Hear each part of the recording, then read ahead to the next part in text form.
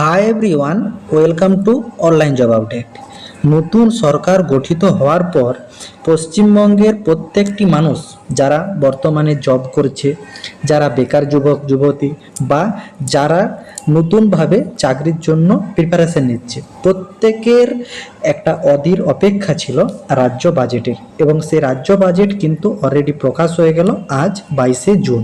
এই 22শে জুনে রাজ্য বাজেটের কী কী সমাধান এসেছে এবং তার সঙ্গে বাজেটে চাকরি সংক্রান্ত কী আপডেট এসেছে এবং নার্সিংয়ের, বিশেষ করে নার্সিং ক্যাটাগরিতে এবং স্বাস্থ্যক্ষেত্রে এবং তার সঙ্গে তোমাদের যেসব শিক্ষা ব্যবস্থা বিভিন্ন রকম সেক্টরে তোমাদের বাজেটে চাকরির কি কি আপডেট এসেছে, সমস্ত কিছু আপডেট নিয়ে আলোচনা করব তোমাদের সাথে।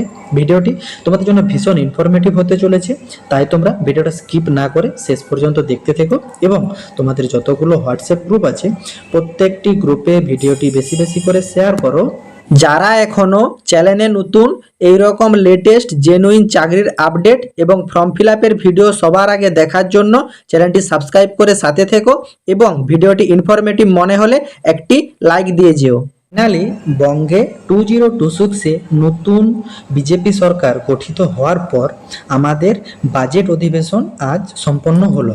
সেইখানে তোমাদের এক ঝলকে দেখে নাও যে এই বাজেটে 10টি বড় ঘোষণা কী কী আছে এবং তার সঙ্গে স্টাফ নার্স গ্রেড 2 সহ তোমাদের ন্যাশনাল হেলথ মিশনের আন্ডারে যেসব রিক্রুটমেন্টগুলো হয়, সিএইচও রিক্রুটমেন্ট, বিভিন্ন রকম রিক্রুটমেন্টের ভ্যাকেন্সির সংখ্যা কতটা কি আসতে পারে তারও আপডেট নিয়ে স্টেপ বাই স্টেপ আলোচনা করছি। দেখো, এইখানে যেটা সবচেয়ে বেশি খুশির খবর, যেসব ক্যান্ডিডেটরা বর্তমানে স্টাফ নার্স গ্রেড 2 সহ বিভিন্ন রকম সরকারি চাকরির সাথে যুক্ত আছে তাদের কিন্তু যে ডিএটা সেটা কিন্তু 38% করা হলো এবং এটা কিন্তু অক্টোবর থেকে তোমাদের এই ডিএটা মিলতে শুরু করবে।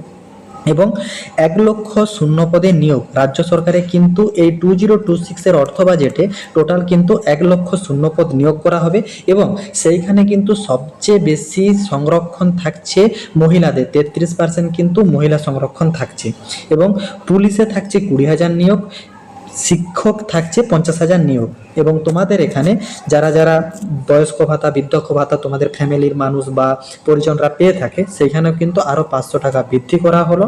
সিভিক ভলেন্টিয়ার, গ্রিন পুলিশ এবং পরিযায়ী শ্রমিকদের তোমাদের কিন্তু 2,000 টাকা করে বৃদ্ধি করা হচ্ছে। এর সঙ্গে তোমাদের এনভিএফ কর্মী যারা যারা থাকছে, তাছাড়া পানি বন্ধু বা পানি মিত্রা, স্বাস্থ্য দপ্তরের মতন যে আমাদের পশুদের যে চিকিৎসালয়, সেই চিকিৎসালয়ের প্রাণীবন্ধু পানি মিত্রাদেরও কিন্তু 2,000 টাকা করে মানে স্যালারি ইনক্রিমেন্ট করা হয়েছে এবং তার সঙ্গে অন্নপূর্ণা যোজনার জন্য 36,000 কোটি টাকা কিন্তু বরাদ্দ করা হয়েছে। বিধায়ক তহবিলের অর্থ 70 লক্ষ থেকে বেড়ে 1 কোটি করা হয়েছে এবং অঙ্গনওয়াড়ি আশাকর্মীতে যারা যারা আছে তাদের কিন্তু মাসিক বেতন 5,000 টাকা করে বৃদ্ধি করা হয়েছে। এইখানে অঙ্গনওয়াড়ি এবং আশাকর্মীদের অনেক দিন পর একটা কিন্তু যে স্যালারি স্ট্রাকচার বৃদ্ধি হলো এবং তার সঙ্গে তোমাদের দুর্গাপুর, আসানসোল, শিলিগুড়িতে মেট্রো এবং পুরুলিয়া, মালদহতে বিমানবন্দরের কিন্তু একটা বাজেট পেশ করা হয়েছে এবং তোমাদের বাকি থাকছে। এরপর যেটা স্বাস্থ্যক্ষেত্রের দিকে, উত্তরবঙ্গে কিন্তু নতুন আইআইটি কলেজ এবং এইমস তৈরি হচ্ছে। এরপর আসি তোমাদের যারা যারা নতুন জয়েন করেছ বা পূর্ববর্তীতে জব করছো, সেটা স্টাফ নার্স গ্রেড 2 সহ বিভিন্ন যে কোনো সরকারি দপ্তরে, তাদের কিন্তু আগে ডিএটা ছিল 18%, এটা কিন্তু ডিএটা টোটাল এখন হয়েছে 38%, 20% ডিএ বৃদ্ধি করা হয়েছে। কেন্দ্র এবং রাজ্যের ব্যবধান কমে 22% এবং অক্টোবর থেকে নতুন ডিএ কার্যকর হচ্ছে। তো যেসব ক্যান্ডিডেটরা বর্তমানে স্টাফ নার্স গ্রেড 2 সহ বিভিন্ন রকম সরকারি দপ্তরের সাথে যুক্ত আছো, সেটা তোমরা যে কোনো পুলিশ হোক, শিক্ষক হোক বা নার্স সহ বিভিন্ন সেক্টরে যারা যারা থাকছো, সবাইকার কিন্তু যে বেসিক পে, সে বেসিক পে এর উপর ডিএ কিন্তু 38% হয়ে গেল, 20% কিন্তু বেড়ে গেল।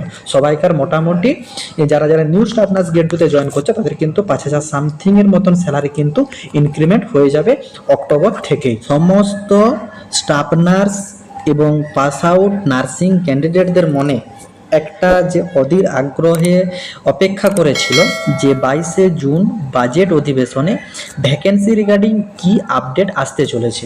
দেখো, তোমরা প্রত্যেকেই এই নোটিফিকেশন এবং তোমাদের যে বাজেট অধিবেশন থেকে জানতে পেরেছো যে 1 লক্ষে শূন্য পদে কিন্তু নিয়োগ করা হবে এবং তার মধ্যে কিন্তু 33% সংরক্ষণ থাকছে মহিলাদের উপর।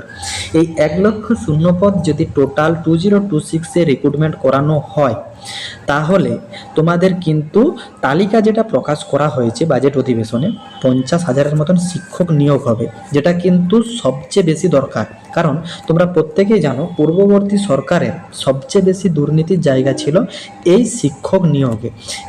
সমাজের যে শিক্ষক ব্যবস্থা, শিক্ষা ব্যবস্থা, এটা কিন্তু পুরোটাই অচল হয়ে গিয়েছে।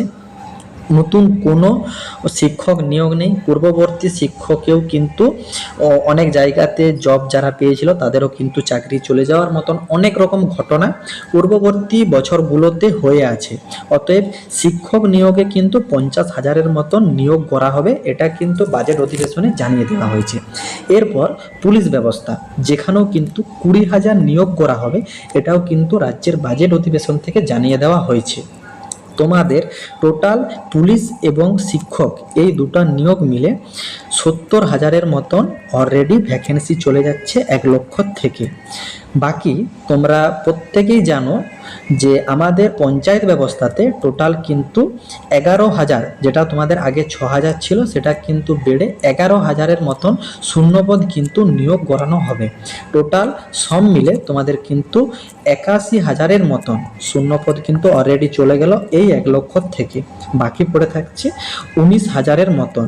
এইখানে তোমাদের পুরো হেলথ ডিপার্টমেন্ট ছাড়াও এখনো পর্যন্ত অনেক ডিপার্টমেন্টগুলো বাকি রয়ে গেছে নিয়োগ সংক্রান্ত আপডেটে।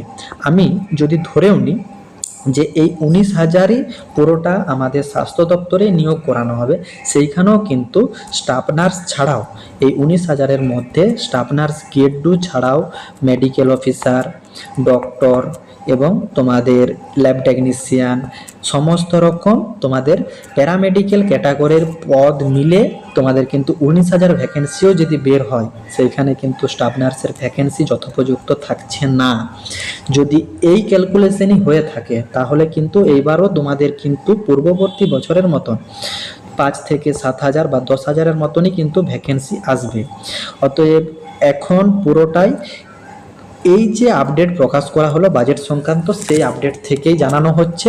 পরবর্তীতে তোমাদের অফিসিয়ালি নোটিফিকেশন আসার পর পুরো ধোঁয়াশা ক্লিয়ার হয়ে যাবে যে কতটা শূন্যপদ থাকছে, তোমাদের কি মতামত, ভ্যাকেন্সি কতটা কি আসতে পারে, সেই রিগার্ডিং তোমাদের যে কোনো কোয়ারি বা যে কোনো তোমাদের ওপিনিয়ন তোমরা কিন্তু কমেন্ট বক্সে জানাতে পারো।